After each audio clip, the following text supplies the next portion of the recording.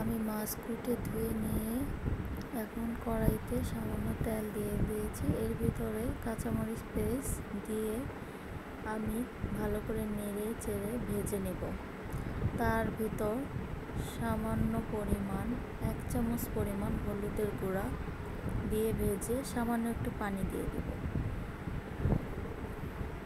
তারপর এটার ভিতর আমি 1 চামচ গুঁড়া মরিচ দিয়ে দেব।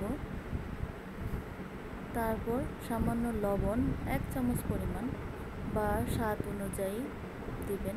দেওয়ার পরে মশলাটা কষিয়ে নিব। কষানো হলে তার ভিতর আমি এই যে সবজিগুলো দিয়ে দিয়েছি। সবজিগুলো নেড়ে চেড়ে সামান্য একটু কষিয়ে আবার এটার ভিতর সিদ্ধ করার জন্য সামান্য একটু পানি দিয়ে দেব। পানিটা দেওয়ার পর ভালো করে একটু সিদ্ধ মানে হাফ সিদ্ধ হলেই আবার এটাকে আমি ভালো করে কষিয়ে নিয়ে তার ভিতরে আমি কাঁচা মাছগুলো দিয়ে দিব। আমি কাঁচা দিয়েছি এজন্য কারণ আগে থেকে কষিয়ে নিলে সেটা পরে দিলে পরে আবার সেটা অনেক সময় ভেঙে যায়। আমার রান্নার তরকারিটা সুন্দর রাখার জন্য আমি মাছটা এখানে দিয়েছি। কষিয়ে এই যে আমি পানি দিয়ে দিয়েছি। এখন এটা ভালোভাবে বলক আসলে আস্তে আস্তে সিদ্ধ হবে। সিদ্ধ হলেই ঝোলটা শুকিয়ে যাবে। একটু মাখা মাখা হলে আমি এটাকে ধনেপাতা দিয়ে পরিবেশন করার জন্য রেডি করে নেব। যে আমার তরকারি হয়ে এসছে, এখন আমি ধনেপাতা দিয়ে দিয়েছি।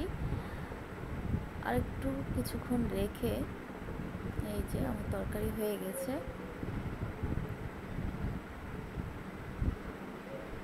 আমার তরকারিটা দেখতে অসাধারণ সুন্দর হয়েছিল এবং খেতেও খুব টেস্ট হয়েছিল। কিছু মাছ রেখে দিয়েছিলাম আমার ছেলে মেয়েদের জন্য।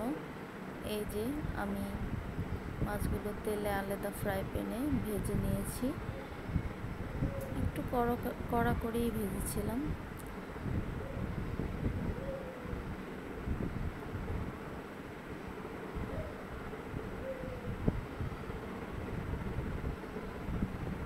ভাজার সময় আমি সামান্য হলুদ, সামান্য মরিচ আর লবণ দিয়েছিলাম। আর কোনো মশলা আমি আজকে অ্যাড করিনি, কারণ আমি আজকে একবার অতি সাধারণভাবে ইলিশ মাছটা রান্না করেছিলাম।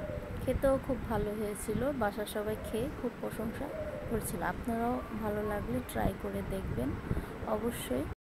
Thank you.